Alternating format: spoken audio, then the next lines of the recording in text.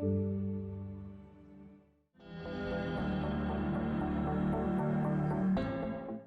the title of my talk today is, Where Did That Come From? I got a couple graphics that I want to share with you. The first one is this, someone going, oh my God, how did this happen to me, right? There's that, oh my God, how did this happen thing. We've all felt that before, right? We don't know where it happened or why it happened, but you grab your hair and you go, oh, I don't know why this is happening to me, or you look down in disgust. The next one is you look up at the clouds and you go, oh my God, how did this happen to me? We ask those same questions all the time, but it's interesting that we're using the same power that creates this, that creates that. Isn't that amazing? Have you ever felt that way? Like, what the heck is going on? I'm so happy. Thank you, God. And you're doing the Snoopy dance. And then, a couple days later, you're like, what happened? What happened? So there's two views of this. Where did that good come from, right? Or how in God's name did this happen to me? So I want to talk about that today. And what I want to talk about today is how we create judgment and labels around different life events. As soon as the things start to happen, the celebration or the sadness, we start to create a sense and a Rolodex of judgment that we keep pulling up and reminding ourselves what it feels like to be either ecstatic or be miserable. So let's talk about that. Let's take this apart. Most of us don't know that there are people in our lives whose only job is to make sure we don't get sleep or get too comfortable and miss out on life. Do you know those people? There are actually people out there, I believe it, that their whole process in life, their existence, is to share with me how difficult their life is, and it keeps me up at night, right? They make sure you don't get any sleep. And have you ever had kids? You know exactly what I'm talking about, right? So they want to make sure that you just don't get too comfortable. But anyway, that's the side. The universe holds nothing against us. We are judged by our own acts. And since we cannot act without first thinking, we are really judged by our own thoughts. So let's unpack that. The universe holds nothing against us. If the universe doesn't hold anything against us, then why do we personally hold things against other people? If the great creator is not holding against us any of our actions, what makes us think that we should stand in judgment of other people and hold sway over what we believe them to have done in our lives? It's sort of a challenge, but the universe doesn't do it. Why do we do it? I would suggest this. Let's stop judging everyone else, because the universe doesn't hold it against us. Why should we hold it against other people? We are judged by our own acts, and since we cannot act first without thinking, we're really judged by our own thoughts. So anything that we do, the predecessor to that, would that be the right word? Yeah. The predecessor to that would be the fact that we have to think before we do something. Now, sometimes we say, oh, you didn't even think about what you did. You just did it automatically. But the reality is that there was a thought process that happened, that occurred, whether it was subconscious or automatic. There was some sort of a thought process that occurred before you act. So really, we're not being judged by the act. We should be looking at and analyzing and judging our own thoughts that created the act, whether it be conscious or subconscious.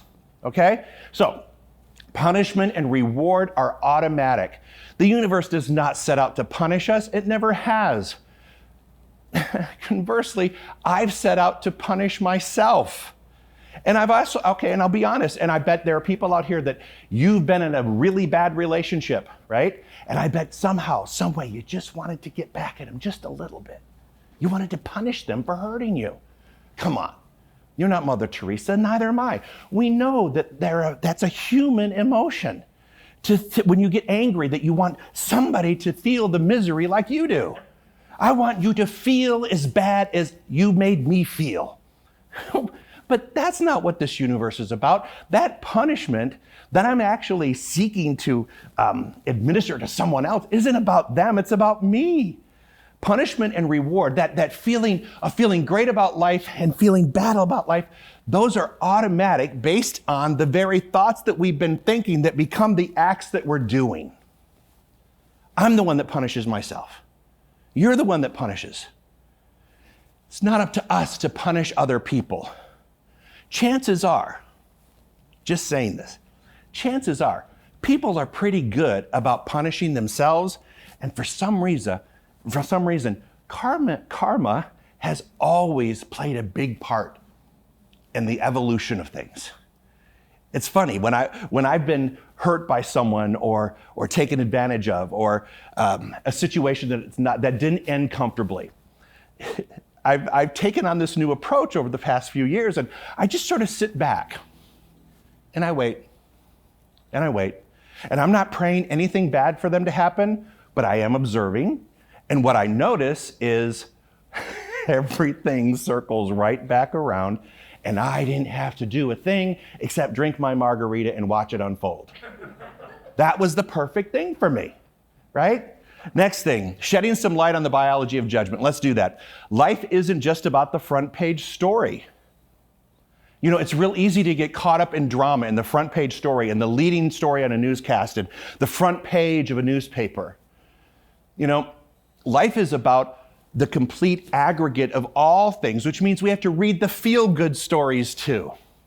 It's easy to focus on the drama. It's easy to focus on the things that are wrong, but also let's focus on the things that are right. It always has really bothered me at the news. When we watch the news, you get 28 minutes and 30 seconds of just stuff that you really don't want to hear, that makes you feel badly. But the last 30 seconds, they go, and now we want to tell you about the puppy of the day. Oh, let's feel good for 30 seconds. For 28 minutes and 30 seconds, you've been telling me how bad things are. And now for 30 seconds, you want me to look at the puppy or the lady that takes care of puppies. We should be spending as much time with the lady that takes care of the puppies than we do the drama. But we don't. So we have to make sure that in our lives, we make an intentional effort to stay away from the constant drama. All right, Jesus did not tell us to judge. Think about that. He did say, judge righteously. Oh my God. How many, never mind. I was gonna say, how many queens do I know that have done that? Judge righteously, judge in right ways. What does that mean? It does mean that there's a way to judge. It means not to judge from what we see or hear in the world, but to use our intuition and make decisions from love. So if we judge righteously and we look at situations, what we're actually looking at is using our intuition and coming from a place of love, not condemnation and not judgment the way we think about it, but embracing an idea that you can evaluate something based on your intuition and sprinkle it and immerse it in a decision to love whatever happens. Also, it means this, to have faith that every person is attempting to outpicture love, even if they really don't know how. Now, again, I don't know how the elections turned out. I've chosen to do this separate and apart because we don't give sermons on circumstance. We teach principle, right? So I have to know this, that no matter what's happening in the world, that everyone, whether I agree with them or not, is doing the very best that they can. And I have to know that this is all going to unfold in some outpicturing of love in some way, shape, or form. And of course, it never happens in my timeline. It has never, because I come from that generation of instant gratitude, right? I want it now, and we want peace, we want it now, we want a relationship, we want it now, we want finances, we want it now. We want everything right now, right? And the universe doesn't work like that. When all this stuff in the chaos continues to surface, we need to know that there's a reason and that there's some higher purpose that's unfolding, and just have faith that it is doing so, and refuse to move into judgment and anger as a result of any circumstance or situation that unfolds. Because how it impacts our life is how we're going to embrace it and allow it to impact our lives. And when that happens, it affects our relationships, it affects our health, it affects our peace of mind. So let's just stick with principle, huh? Next thing, normal isn't something to aspire to, it's something to run away from. Getting back to normal. What's it gonna feel like? What is normal? What's the new normal gonna be? No one knows. Why can't we just create a new normal? I think we are going to create a new normal. I think the normal that we were working within last time or previous to all of this experience since February? I think that normal wasn't working for us or the universe, and the process that we're moving through on this planet is awakening us to something else that needs to be done. So that normal wasn't working. Who created that? Well, however it was created needs to be recreated, and we need to rethink how we're going to do things. Now, I don't think that means we need to all be wearing masks, in 2025. I mean, let's just know that this thing all is coming to pass. But it's not just about that. It's about how we respect one another. It's about how we've been treating one another. It's about how we look at one another and how we've been judging one another. Maybe it's time for us to look at, has that become our new normal? Has judgment become our new normal? All right, so next one.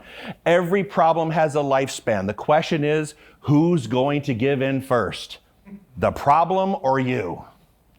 Every problem has a lifespan. Every mountain has a top. Every storm has an ending. Whatever you've done in your life has a limited shelf life. That's the way it is. Every problem has a lifespan.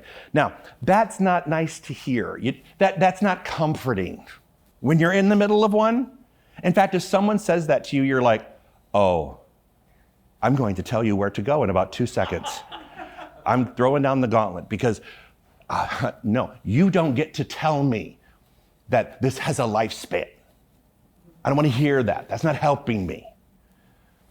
But deep down, let's recognize and know that everything does have a lifespan. That there are going to be the tops of the mountains, and there's going to be the depths of the valleys, and then there'll be more tops of mountains and depths.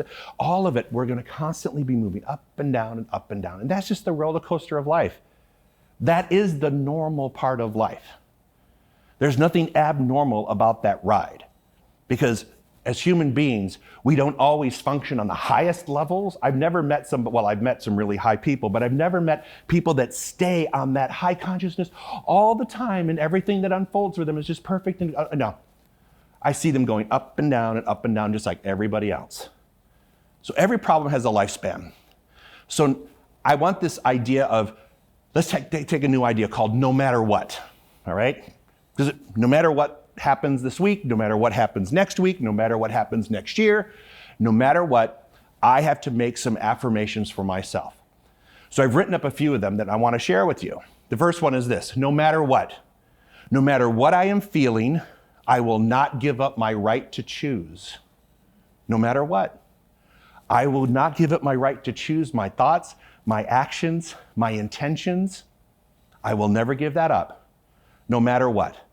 No matter what is going on in my life, I will not forget who I am. I am the divine made manifest in this human skin, this form. No matter what is going on, I need to remind myself of that, because that way when things happen outside of in my life and outside, I don't have to become part of that. It doesn't have to wreck who I am or have an impact. It will have whatever impact, or it will wreck me based on how I choose to judge it. But no matter what, if I remember who I am and not who people think I am or a perception of who I am, if I know who I am and whose I am, I'm the universe's creation, if I know that to be my truth, then I can walk through any darkness. I can walk through any challenge. I can look around me and go, these things do not disturb me. I am stronger than all of these things. I'm not going to allow them to encroach upon my consciousness, my thoughtmosphere, and create a life of chaos and despair. So no matter what is going on in my life, I will remember who I am. No matter what seems to be standing in the way, I will always remember that there is good for me to have. No matter what is standing in the way, I have to know, beyond knowing, into that place of just total immersion, right? That embodies every thought that I have, that no matter what seems to be standing in my way, and there are a lot of things that can stand in your way.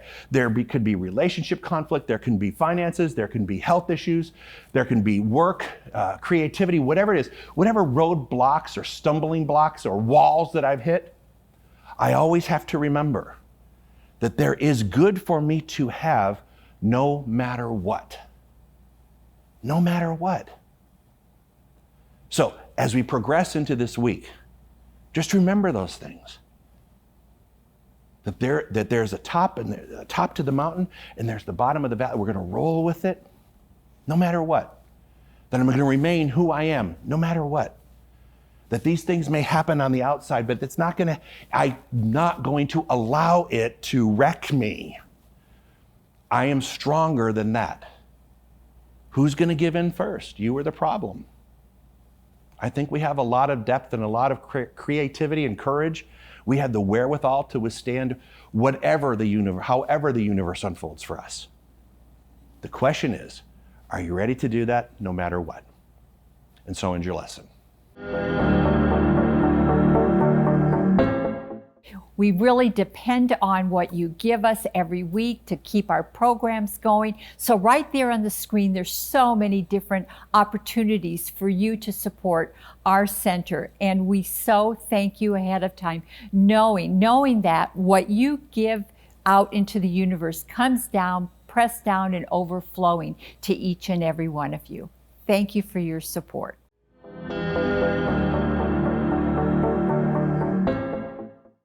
Oh, thank you, Dr. Joe. Thank you, everyone, for such an inspiring talk. Now, I want to give you a little secret, tell you a little secret. This is being filmed on Election Day. Today is actually Tuesday. We get it all ready for you for Sunday. So what prayer I want to do a closing prayer for our oneness today, for all of us. And I think it's so important today, and I just feel inspired to do that. So when you get this Sunday, it doesn't matter. It's still all good. So let's just relax. And this is what I know. I know that there is one divine power, one creative force. It is that life force which I call God. It is the creator of all. It is life. It is our source. It is pure love and pure light. And each and every one of us is one with it. This body is a container for that oneness. We each have this body suit, which is a container for the oneness. So I recognize that sometimes I don't understand all the outcomes that the universe sends out, and I may be disappointed or I may be filled with joy. But either way, I recognize that there is a higher power at work, and everything is unfolding for our best and highest good. So from that place of love, we sit in that place of love and we recognize our oneness. We recognize the wholeness of who we are as a nation, who we are as humanity. We respect each other's differences, knowing that this multiplicity of differences is what makes us even stronger when we work together. So we work together not from I'm right and you're wrong, but from the possibility of what we can create together. And we create a wonderful, magnificent country, a magnificent, wonderful world that works for everybody. We recognize and we rejoice in our differences, and we open our hearts and our minds to learn from each other so that we can come together united in a beautiful, magnificent way. That this COVID has taken us to new levels, has reminded us of the importance of our oneness, the importance of our contact with one another. And so we respect that. We respect all life. There are no accidents in this universe, and we were called here on this planet, in this state of being, at this moment, to be a light into the world, to be that love that unites. And so I am so grateful for this thing called life, so grateful for that which I have, that which I don't have, recognizing that it is guiding me into a higher direction, into that higher view of life. So knowing this is true, I relax. I relax and look for what is mine to do from a place of love, recognizing that I am always guided by love. So I let go of this prayer, knowing that this is the truth for myself and for each of us. And I know that we each take up this mantle of love and watch life unfold, knowing it is all good, it is all God, and so it is. Amen. Thank you, everyone. Have a wonderful week, and we'll see you throughout the week and again on Sunday.